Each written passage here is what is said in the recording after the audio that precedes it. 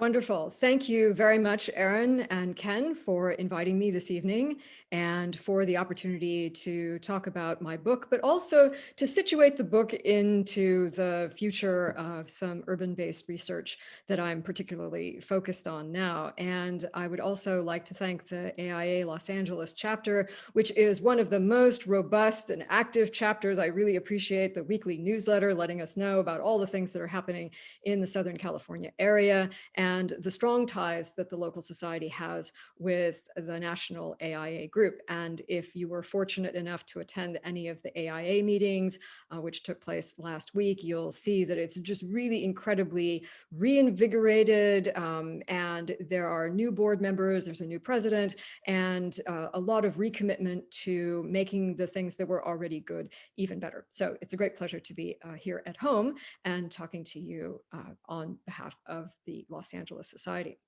So what I'd like to do this evening is to think about this relationship between cities and the territories that surround them, the nations, the states, the empires, however you want to describe the territorial regions that comprise the networks of states and that have inside of them cities and other kinds of settlements.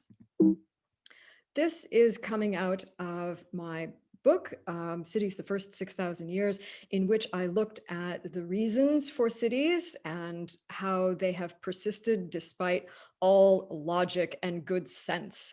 We know that cities are basically bad for your health, but we also have an attraction to them that is irresistible. And in the book, I talk about cities being something like the internet, right? For a long time, there were no cities. And yet once they were invented, people couldn't live without them.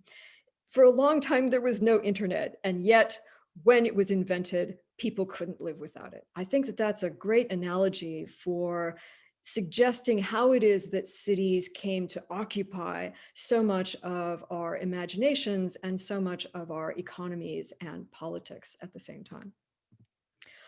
But I would like to open today's lecture by thinking about cities in their context. So this is a map of Europe as taken from outer space on a clear evening. And the bright spaces that you see are cities. And even if you are a very well-traveled person, you probably would have some difficulty putting together exactly where the country boundary lines go. You might be able to identify particular places as London, Paris, Madrid. Those are pretty easy. But then there's like one of those blobs must be Rome and the other one must be Naples. And if you get into Eastern Europe, unless you are very familiar, and even if you have been there, you would have a difficult time putting the lines in. And yet, nearly every single one of those starry, earthbound places is somewhere that has existed for centuries, if not millennia. We know that the boundaries of Europe, even in the 20th century, have changed considerably, even though we think of the modern world as one in which borders and boundaries are relatively stable, they still change all the time. And here I'm thinking about the words of a good friend of mine, Derek Johnson, who's a historian, who talks about the ways in which people assume that everyone is where they are supposed to be, because the map lines always look so firmly drawn in. But we know that even in our own lifetimes, there are reconfigurations of countries in Europe, perhaps the region that we think of as being particularly stable. Nonetheless, Czechoslovakia used to be one country and now it's two. Yugoslavia used to be one country and now it's several. Germany used to be one country and then it was divided in half and now it's one country again.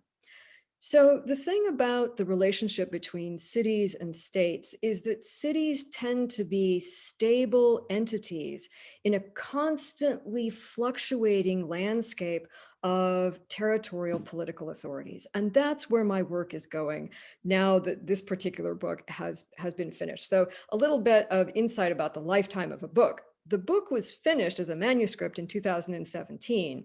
It came out in 2019, and now it's 2021. So in the sort of evolution of the thought process, I thought of that book, Cities, as being a springboard to thinking about many other things that came afterwards. So here's our boundaries.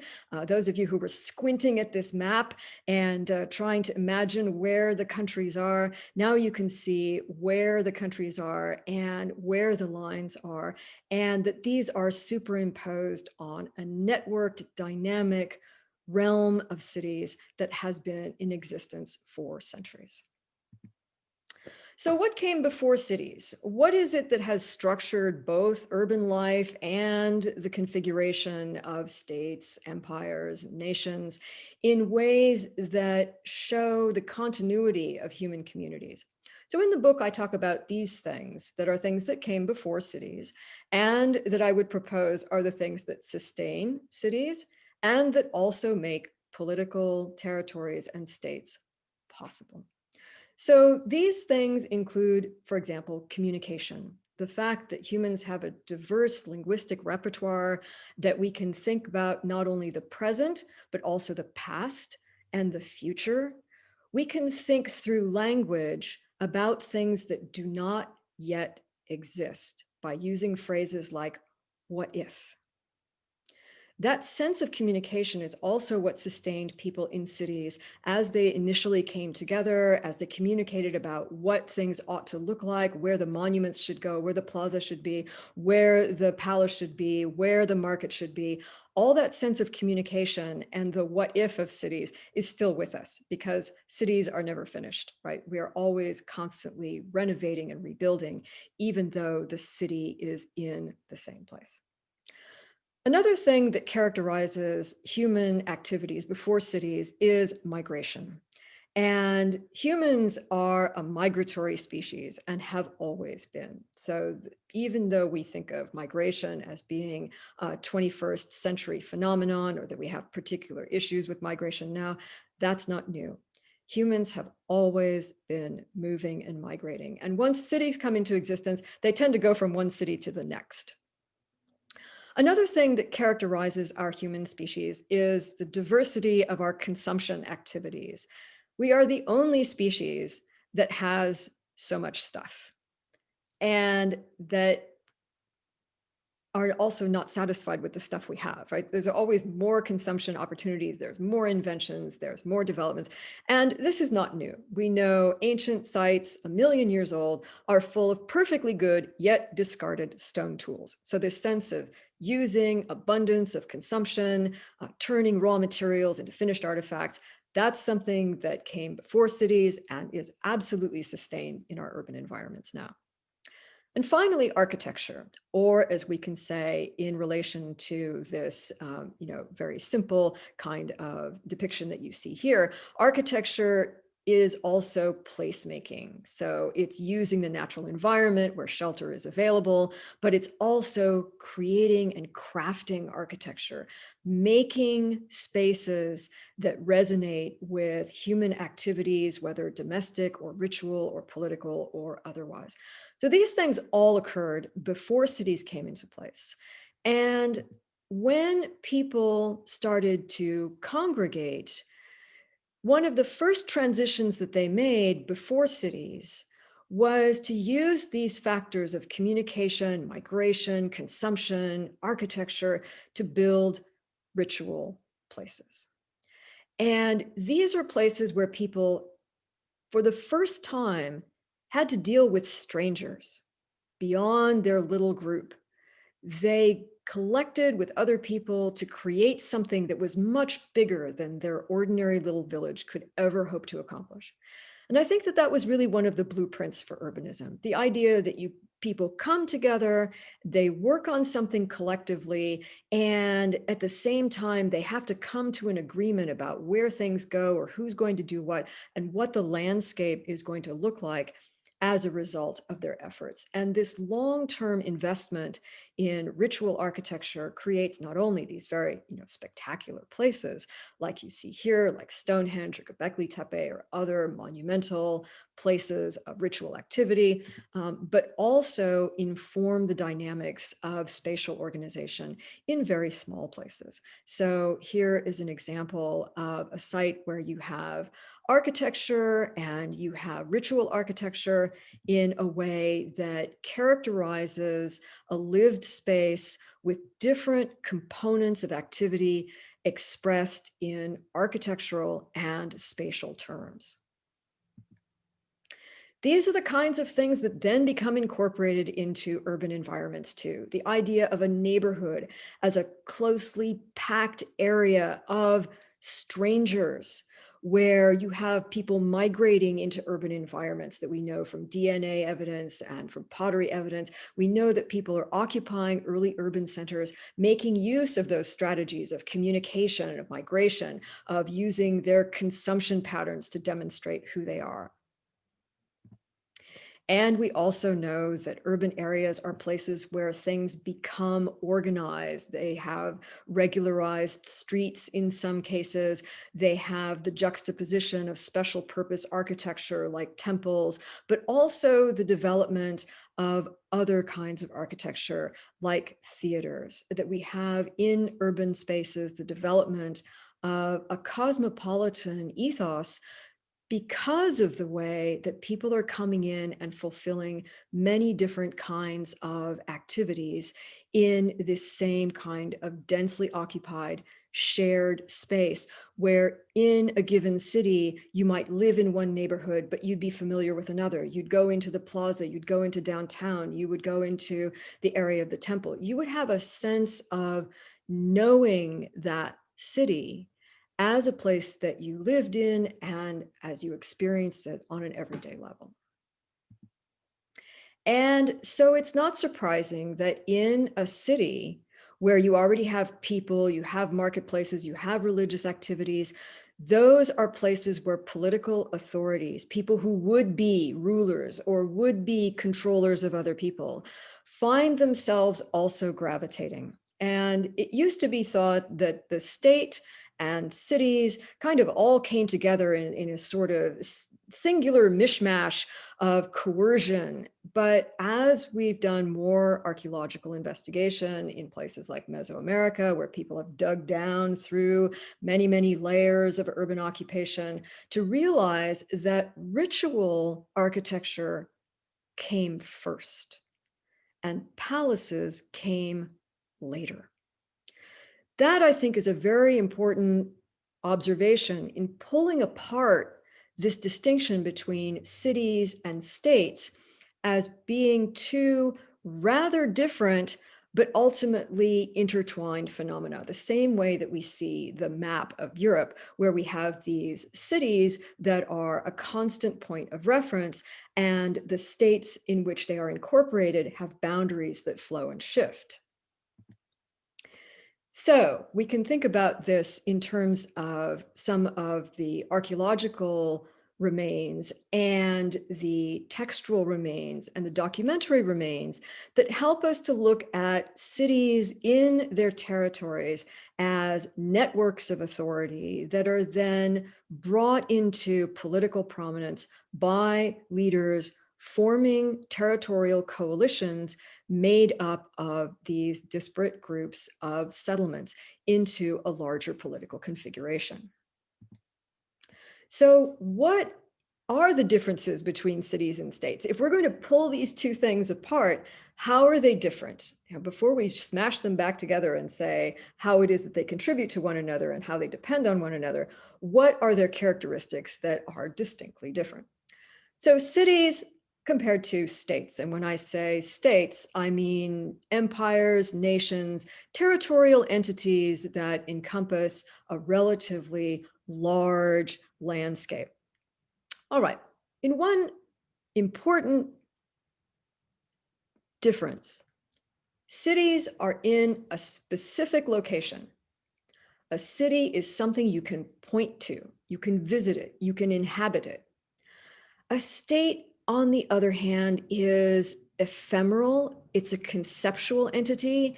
The edges and the boundaries can vary dramatically from one generation to the next, so that just the physical locality of cities compared to states can be quite different. Incorporated into this is the aspect of cities that is physical. A city is a physical phenomenon. It has architecture, it has markets, it has a plaza, it has domestic architecture, it has slums, it has palaces, it has all these different kinds of things that you can point to and also dig up. But a state is not something that you can dig up because it is an ideological concept that is settled onto a landscape with various borders, boundaries at any given moment. So a state is an ephemeral idea that is something that is then brought into existence by its incorporation of physical localities like cities.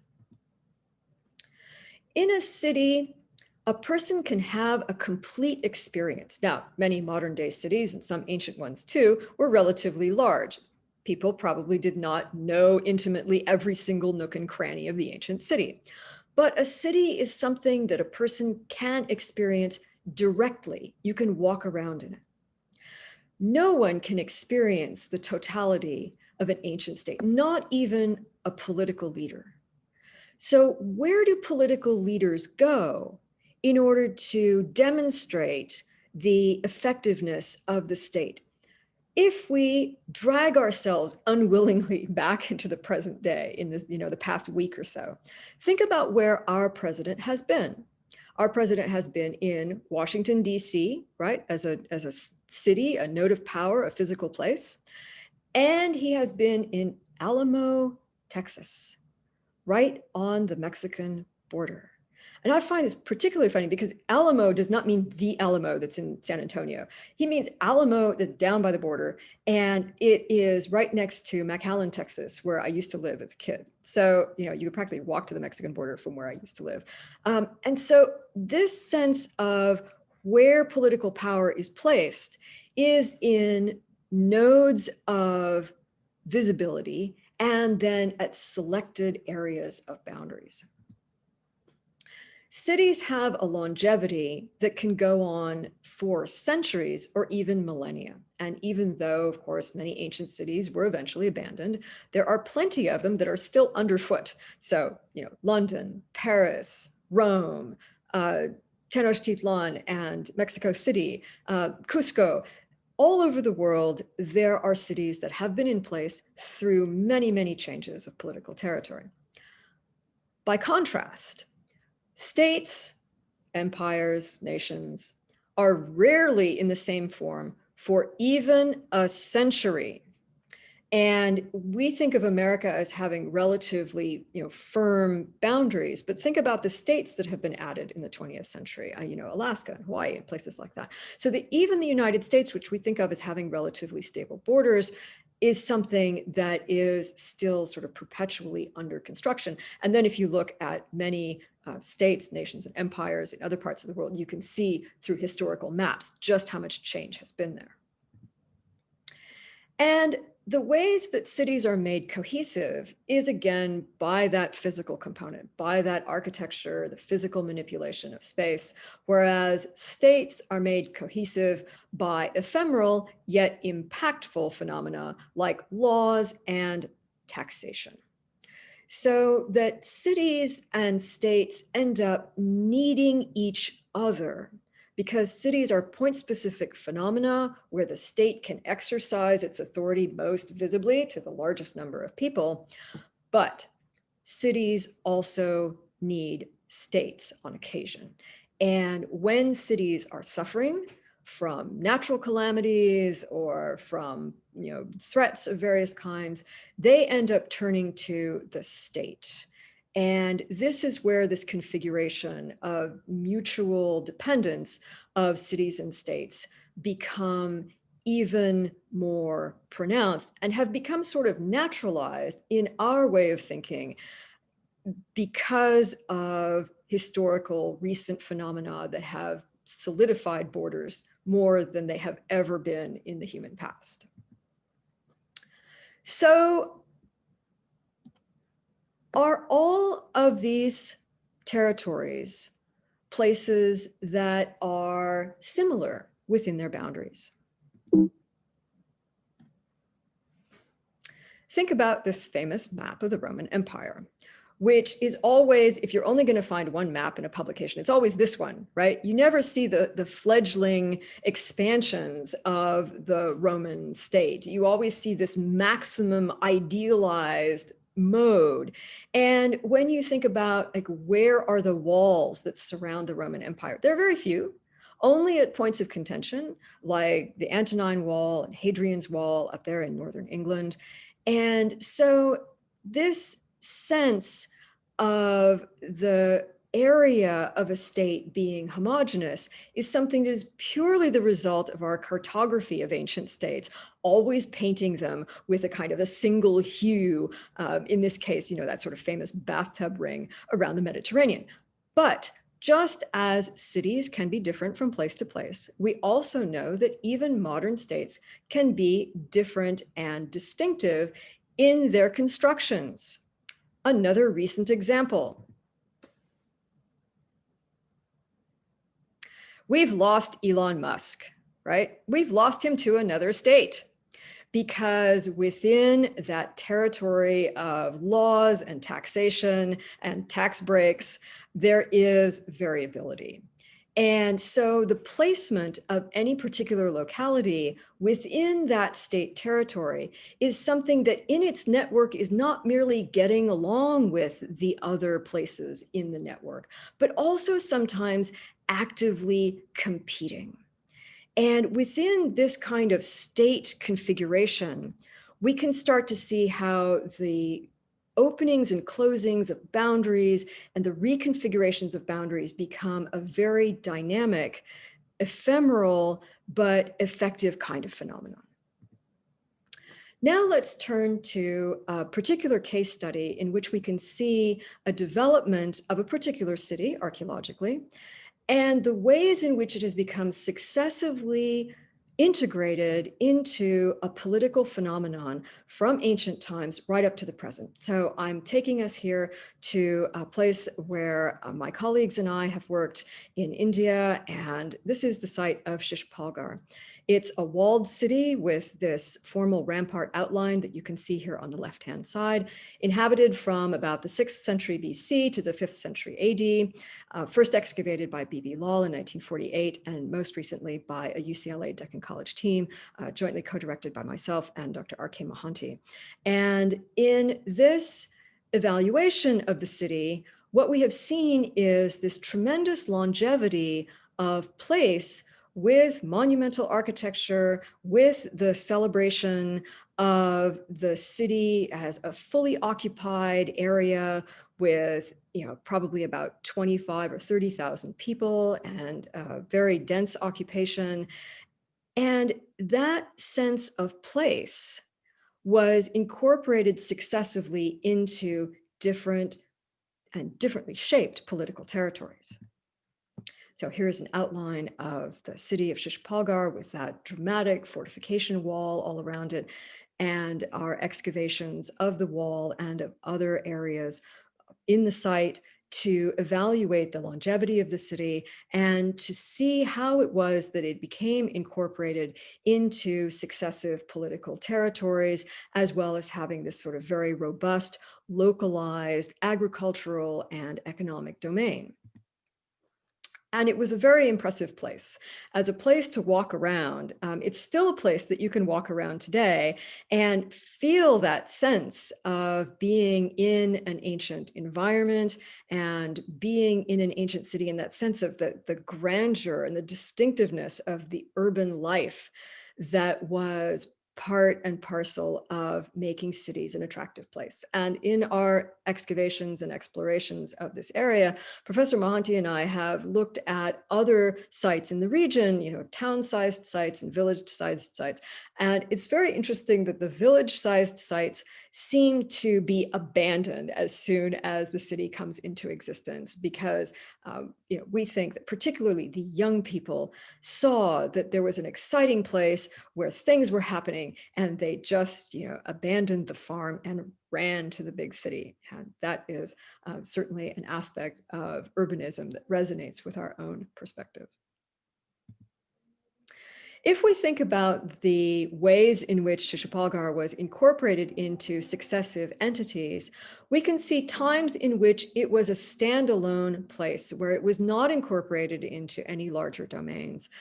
Starting in the 4th century BC, the Mauryan polity began to put together a larger network of areas and tried to capture this area of the Indian subcontinent, but unsuccessfully.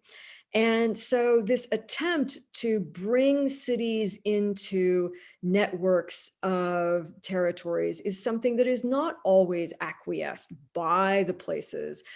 Sometimes they are brought in for a generation or two. Sometimes they break free and go into a different configuration, which happened over and over again over the centuries of history. And if we fast forward to a time when maps are much more comprehensive, we can see that even in the last 400 or 500 years, the area of Shishapalgarh, which is noted by the star here, is one that was constantly being incorporated or brought into different areas under different times by different leaders who were then using that population base as an opportunity for those kinds of regulation, taxation, and mutual integrations into a larger state enterprise.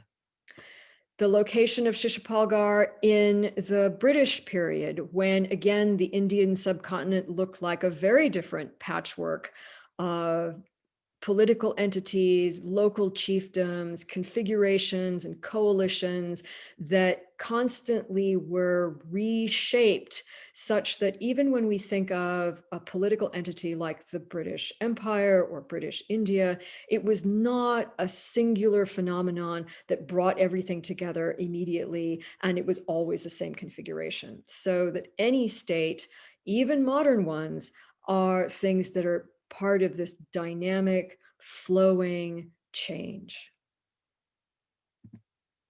India today is this shape here. And there you have Shishapalgarh in eastern India. It hasn't changed. Shishapalgarh has been the same site the whole time. And yet, when we think about modern nationalism and also globalization, which in some ways supersedes nationalism because cities become connected with each other across geographic areas, in which state boundaries now, in some senses, no longer seem to matter. And this sense of an urban evolution, of a fixed place, a place you can walk through, a place that you can point to, is something that ends up having the primacy of human attention. States come and go, but a place like Shishapalgarh is forever, even after it has been abandoned, as it was in about the 5th century. It becomes replaced by other things. In this area, about 2 kilometers away from the now abandoned area of fortification of Shishapalgarh, in the 7th century AD, there was a new religious movement that resulted in an incredible diversity of temples. And they started a kind of a new city just a couple of kilometers away. People picked up and moved, and now this area has been incorporated in turn. It's like, it's kind of like a shell, a series of shells of Shishapalgarh, and then Old Town with these temples that have been there for a millennium, and then the modern city of Bhubaneswar, which is a new capital, and one that has become a magnet for planning and other kinds of visibility, because Bhubaneswar, the city that is now kind of surrounding Shishapalgarh, this 2,500-year-old phenomenon, is one that has recently been voted the #1 in the smart city competition of India. So it was not Delhi, it was not Hyderabad, it was not Mumbai, it was Bhubaneswar that is in this same place for 2,500 years, that has become the place where this continuity of states and statecraft is the most evident. So that's kind of where my thought process is going, that cities are places we can point to, but in a certain way, cities are easy, aren't they? Right? They're just sitting there waiting for you to understand them. But a state is an entirely different thing. It's a dynamic, moving target. It is reconfigured in every generation. It has differential impacts on people and places. And it is something that, as we know, is not something that is stable or that you can take for granted. I would like to express my great appreciation to Bibi Lal, to my colleague R.K. Mohanty, to the Archaeological Survey of India, and the many people and institutions who have made our work possible, who have made it possible for me to start this conversation of thinking about cities and states. And I would like to thank you also very much for the opportunity to speak with you this evening. And I very much look forward to the questions. Thank you. Thank you very much, Monica. It's a delightful talk and great to get sort of bird's eye view of what you've invited us to read further about in your book.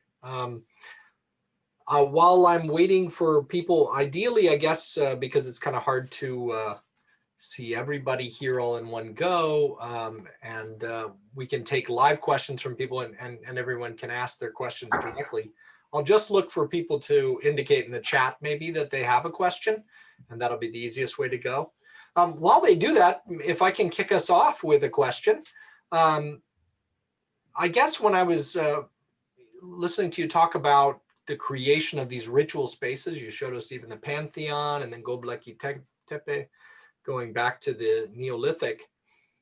I guess one, and I know in a shortened talk, trying to talk about a whole book, having done it recently, I know what that experience is like. It's difficult. One doesn't feel like one can say everything that one wants to say, but it makes me want to ask the question, how are you situating these ritual spaces within sort of the question of the chicken and the egg?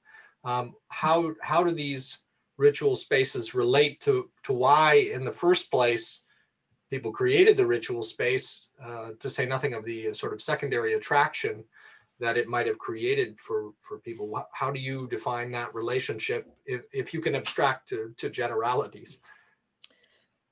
Yes, so this question of religion and urbanism is one that is extremely important. And there's actually, I'm part of a group at the University of Erfurt where people are talking about religion and urbanism. So it's a question that I've also turned to. We know that archaeologically, when people excavate under ritual structures, they find other ritual structures under them. So that the focal point of ritual in an urban place is certainly there. And some places that started as ritual centers probably then developed the ancillary functions of marketplaces and judicial places and places of storytelling and so on, and that they became cities through that mechanism. But that's not the case for every urban center, that we have places like Stonehenge that are still not a city. Even now, it's still out in the middle of nowhere. Göbekli Tepe, still out in the middle of nowhere. So not every ritual center becomes a city, and not every city has as its inception a ritual start. So it's not a necessarily parallel phenomenon. It's more like a Venn diagram, I think. Let me invite Giorgio Bucciolati, who's in our audience, to ask his question. Thank you, and thank you, Monica. It was a wonderful way to revisit your book. Thanks. And I had a question, a comment in a way, and also a question. Um, it seems to me that there is, you might say, an intermediate mode of relationship between the city and the territory, which is the city-state. It is indeed an entity that has reality. It has been discussed in many different ways. But um, two points that are, I think, relevant to what you were saying are the following. The first is that in Mesopotamia, where cities begin around, the end of the fourth millennium, the territory tends to be very limited around the city, and the city becomes a focal point for the territory. The ziggurat, the high point of the city, was a religious monument, but at the same time, it was also a element of cohesiveness for the population in the rural territory around the city, because the ziggurat could be seen from every point in the territory, in the flatlands of what is now southern Iraq. And the second comment is that to further stress how the territory was felt as a real entity. So it wasn't as ephemeral, in other words, as it may be in other cases. It was very, very concrete. Another indication of this, besides the ziggurat as a focal point, is the existence of boundaries, which are very clearly spelled out in writing already in the third millennium, and which correspond to physical entities of the territory. So the territory of the city-state is very much felt as an entity, as a cohesive entity. So my comment is that this may fit in as an intermediate point in your argument. And the question is, what do you think of it? So this is a very important observation because, of course, in ancient Greece, the idea of the polis is the city-state, is an entity in which you have a settlement with its associated surrounding territories. And that concept of the city-state has then been taken to applied to other parts of the world and saying like, okay, do we have a situation here where we have a city-state? And then we also know that city-states are then associated with each other, and that there are alliances, and that there are connectivities, and there are trade entities. So, what is the smallest unit of territory that you can call a state? I'm not sure that that's, what is the helpfulness of that observation, that you have many, many different statelets, and that from one of those statelets, you then get a larger unified territory? Maybe this would be the case also in a place like Egypt, where you had, places like Thebes and Hierakonpolis and other places that were sometimes semi-independent, sometimes brought into, Kara, you need to be the person to set us straight on this. But, when I'm thinking of states, I'm thinking about big territorial entities that are larger than what you're pointing out. So maybe they're not a city-state. Maybe they're just a city and its associated territory. There's something about this phrase city-state that is very, as you know, and have mentioned, people have argued about this concept all up and down. Many, many, many books have been written about city-states. And I think that if we call them a city, or a statelet, or something else besides this word city-state, I think would be helpful. But to be continued. Yeah, thank you. I think maybe Kara has a follow-on comment. Please, yes. Question. It's just something I was thinking about as you were talking about cities and connection, and then the city-state and things being circumscribed or contained. And with Egypt, we're always discussing the lack of urbanity. or at least perceived or preserved urbanity, right? Though when you go to Egypt today, there's no such thing. It's all urban or not, right? It's a dichotomy of either super urban and you can't find your way through a crowd, or it's an open space. But I also wonder what you think of geography connecting cities. And Egypt is, of course, a very special place, but you can argue that that river and other rivers and other seas and other things will connect cities into super cities.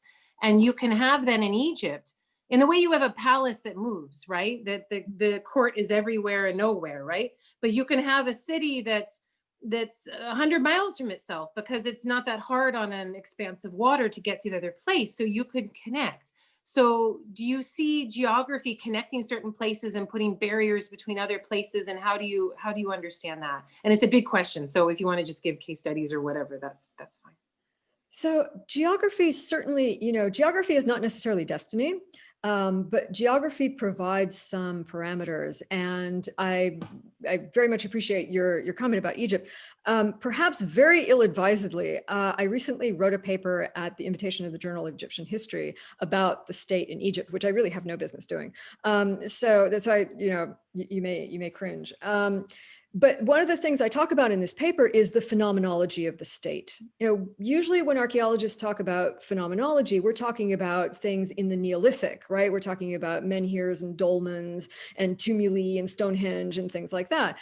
But if we think about cities as places that you walk through, as places that you experience as an individual, there's a certain phenomenology there. If we think about states as a place that people inhabit and experience, that you have this sense of the Nile as a way of moving back and forth, and you have the sense of the desert where the finality of the state is the edge of the desert. On a map today, we might say, okay, the Egyptian state was this big, huge thing. But practically speaking, that's absurd because it was the Nile that you can live on, and then occasionally a track out to a mine or to some other resource zone or something like that.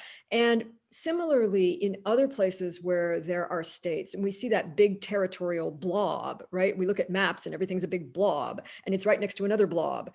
They didn't work that way at all. They were more like networks of connectivity. And this is why it's so hard for us to figure out that, nighttime view of Europe, because each one of those places was at one point or another belonging to another, blob of a state. And can I just follow up really quickly? Please, that yes. as Sisi builds his imposed capital on his state, it is so interesting the way the state needs to subvert the organic humanity of the city and create a false city in a way, and a non-organic city. And Sisi City is out in the middle of the desert, and yet he's making every embassy go there. Every corporation has to be there. And this is not the first time such things have been done. And arguably Egypt built the purpose-built capital. They invented it, one could even argue. But this idea of the purpose-built capital is crazy because it's a fake city that has to work to become real. And that's a different question. But it's just super interesting how the state can, in some ways, impose the city and change the city. But then people twist it and turn it. But it is this push and pull between the two, which I really like that tension. Yes, and most of the time, planned cities don't work out so well. A lot of countries in the 20th century made new capitals because they wanted not to have capitals that had colonial associations with them. And so, there were new capitals, Nigeria and Myanmar and many other places. And, they sort of fail to become, in many cases, fully functioning cities, because when people plan cities, they leave out a lot of stuff. Like, for example, they leave out low-income housing, right? They put in embassies and they put in, corporate headquarters and things like that, but they leave out low-income housing. They leave out landfills. They leave out urban gardening. They leave out non-elite spaces. And so they are often dysfunctional in many ways. May I pick up again? Yes, by all means. On Kara's comment about geography, which is in a way what I was talking about as well. That is, the geography of the geography becomes territory when it acquires a political, there is a political mapping on it, as it were. And the interesting thing about Mesopotamia is that differently from what you were saying about Greece, where there is a collection into sort of associations of cities, as it were.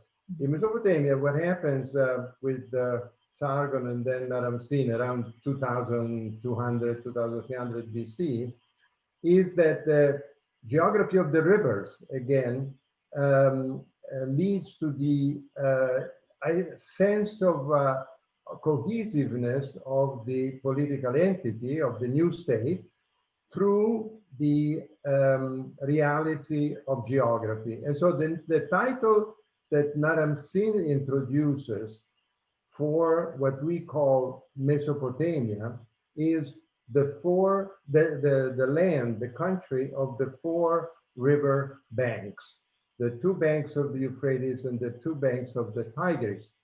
Because as you were saying and Kara was saying before, the important thing about Egypt is the river, and so it's also in Mesopotamia. So in this case, there is a ideological transfer, as it were, where the geography becomes a territory by being named. And it's quite significant. It shows really how geography helps to give cohesiveness to a human group, however large it may be.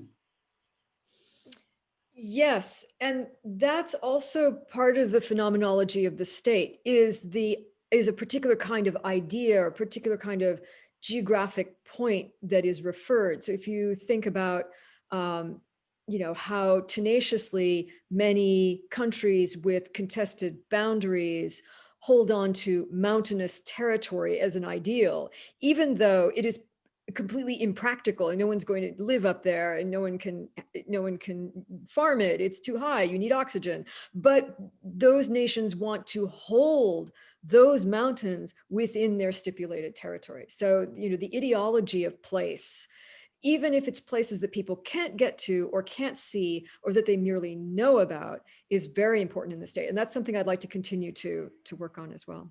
I see Owen's hand. Yes. Oh, thank you. Yeah, I may have missed you talking about something like this because I've been listening on my phone as I was racing home.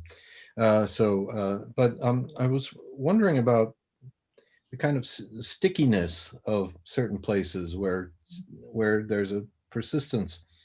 And certainly, I mean, one of the things I was wondering about is the difference between, say, city walls and places of ritual importance. And it seems, although it's no rule works, especially on the scale you've blocked out for yourself. But I mean, it seems to me that city walls are quite interesting as and probably not because of their functionality as much as their potential to create an insider and outsider identity in a city or in a community. And I was wondering if you had thought much about that. And then the other thing being not necessarily always at grand scale, but the city residents, how they define themselves as a community to some extent in opposition to and with a certain domination over a nearby territory. Have you talked at all about city walls and identity? A little bit. There's a little bit in the book about that, actually, and how city walls look to us as archaeologists as something that are, extremely important, especially if people are sort of military minded. As soon as they see a city wall, they this is a fortification and warfare and all these kinds of things. But until the fortification is finished, it's pretty useless. And that fortification was under construction for a long time before it actually encircled the city. And so this sense of fortification walls and why some cities have them and why they don't in ancient times is quite interesting as an investment of labor and as a piece of infrastructure and as a symbolic container, as you mentioned. But there were also many cities that had walls until the medieval period. And those walls got dismantled. So what, Paris, London, Rome, other places had city walls. And once the state became more well-established, cities no longer had to go through that expense, right? They no longer had to have the infrastructure, maintenance, construction of walls and so on. And then they just dismantled them. So that's one of many ways in which cities and states end up, in a codependent relationship, because states then take on the burden of some kinds of protection that then liberates cities from having to make that investment. If I might follow up, so yeah, I agree with the point that you started to get into a little bit, that actually the functionality of the wall isn't what I'm interested in here as much as its role in potentially defining or helping to define identity, and how I mean I think, I mean, we've just seen over the past 4 years all the obsessing over wall building, arguably trying to turn the United States into a fortress city. Mm. But I'm really talking about the past, and it seems to me, yeah, the wall in Rome, although it doesn't defend anything, it it defines an inside and an outside, even if that's come to the point where it's purely symbolic. The walls around Jerusalem, right? That there's a kind of an intensity to the identity of people within and without that, I don't know, might encourage a certain kind of social cohesion that that isn't quite as marked in other places or something. I don't know quite where I'm scratching at here, but I think that these, if you compare, say, temples or churches, I don't think they necessarily have, even though they're important urban infrastructure, they don't seem to have the same impact in terms of a long-term trajectory of a site as a center. Even though I don't necessarily think that the military function of the city wall is really what makes it so key. I'll back away. I'm sorry.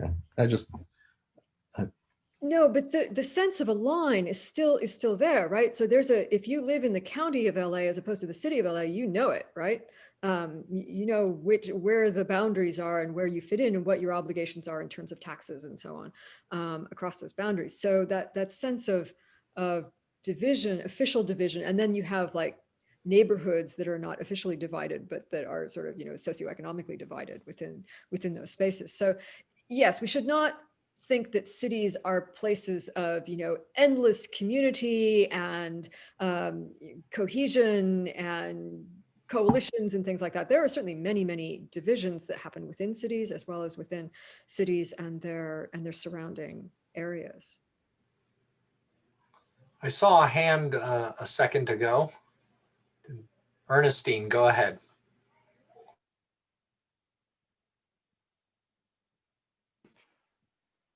Now, can you hear me now? Yes. I can't see Monica all of a sudden. Wait a minute. Monica, thank Yes, you. I'm still here. Thank you very much. I want to go back to Sisulpaga because I Please. want to talk more about the city that came next, Bhubaneswar, because they seem so very different, of course. And it seems, if I remember, you said from the book, it's just about 100 years later. Why was Sisulpagar abandoned, or was it abandoned? An excellent question. So one of the big differences between ancient cities and modern ones is that ancient cities did occasionally fade away and die, whereas modern cities, you really can't kill them off. Even though some of them really ought not to exist anymore, like, New Orleans or places like that keep getting wiped out. People just go right back in there with the help of the state, by the way, right? Because now cities are too big to fail. So states go and bail cities out because they have the leverage and the resources to do so. When we think about a place, like Shishpalgar, it was perfectly successful for a millennium. And we know that there are changes in material culture. We know that there are changes in political configuration. We know that Buddhism comes in and is eventually replaced by what we think of under the broad rubric of Hinduism. And it's this new religious tradition that comes up in the mid-first millennium AD that, maybe it just couldn't find enough room within the walls of Shishpalgar. There was already a big monumental, probably ritual structure in the center. People may have had, loyalties to it. They didn't want to see it dismantled to put up something new. And, like any good subdivision director, they say, fine, if you don't want to build it right here, we'll just go outside the wall. A point for Owen there. We'll just go outside the wall and we're just going to, find some, plain land that's open and we're going to just start building our thing there. Thank you very much. And then after a couple of centuries, people start sort of filtering. This was not a grand descent. It was not a plague or a war or some kind of catastrophic event. I think people just sort of filtered over within a few generations, and then it ended up being farmland, which it has remained until very, very recently. So it was perfectly successful. It lasted for 1,000 years, more than any state ever did.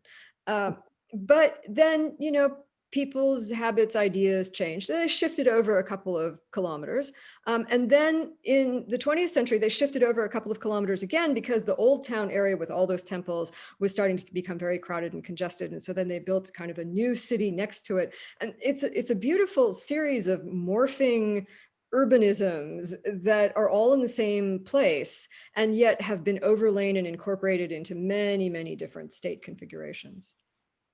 And so when you came first to Shishpalgar, was it used for farming? Was that whole area under plowing? Pretty much. There was a small village there of maybe, I don't know, 500 people or so. But it was all mostly farmland. And so when I did the systematic surface survey, the folks I was working with, we were the last archaeologists to see the site in that shape. And now there's been, a lot more use of the area. So we felt very fortunate that we were able to document what we did. And did you ever do any of the smaller villages around there? So we have worked in some other regions around within a 40-kilometer catchment of Shishpalgar, looking at sort of town-sized sites and then rural village sites, so that we get a sense of how these different settlement areas are distributed in the landscape. So that's what enabled me to surmise that it was, the farm life was just not, how can you keep them down on the farm once they have seen, Shishpalgar? So off everybody went. Thanks, Monica. Very good.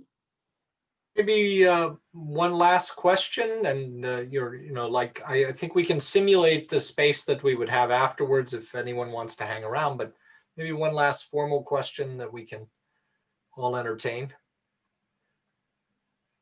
If anyone has one. Yeah, Paul, go ahead. Paul Scotton.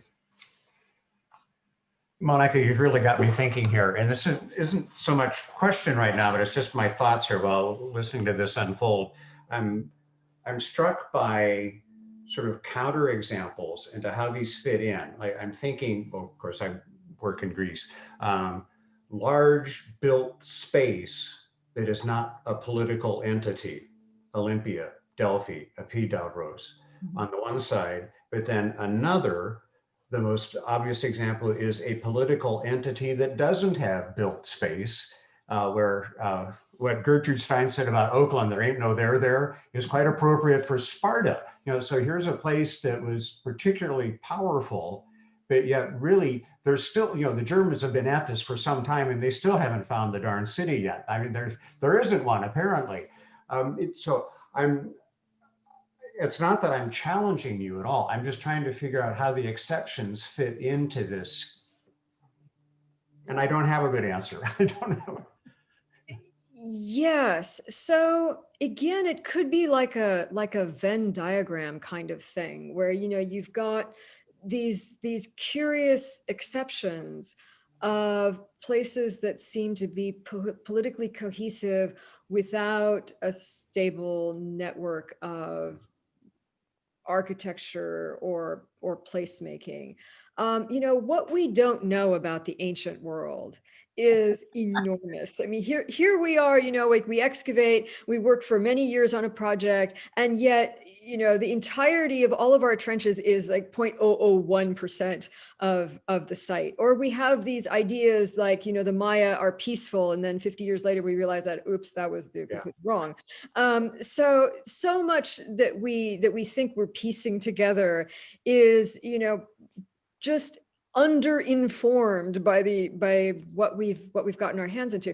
Nonetheless, if you don't pitch something at the wall and see like how weird is this idea, then you don't start really looking for it. And I think one of the things that is really important in understanding people is the discipline of geography. I think that geography is the discipline that it has the most interesting intellectual outcomes right now of all the social sciences, because they're doing ethnography, they're doing history, they are doing spatial analysis, they're putting a human face on space, and they're very sophisticated in thinking about, you know, phenomenology and just everything really.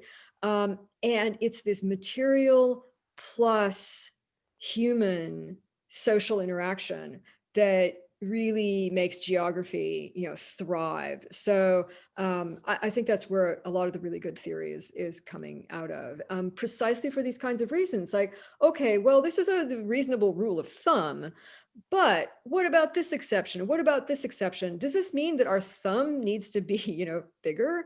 You know, that we just, yeah, that's it. I'm voting for a bigger thumb. That's what we need.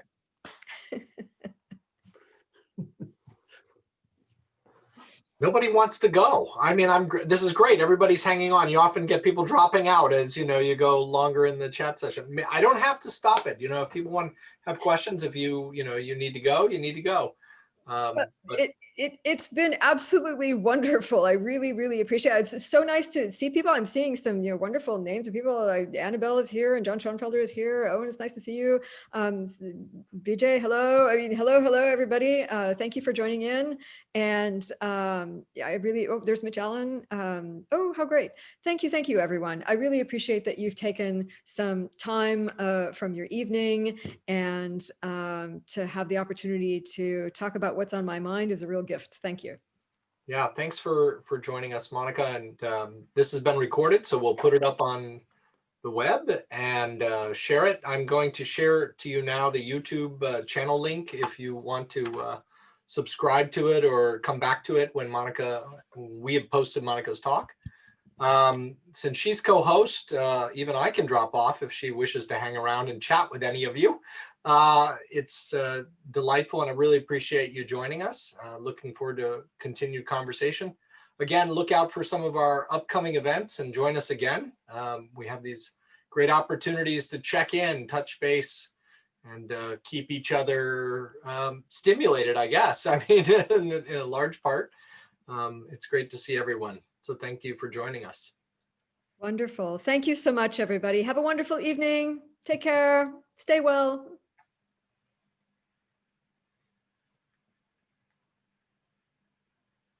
Monica, thanks again. You're very welcome. I'm so glad to have had the opportunity. I really appreciate it. No, it's a great type of thing to do, and just a great way for people to be able to check in and have conversations about things that we did in other ways, you know.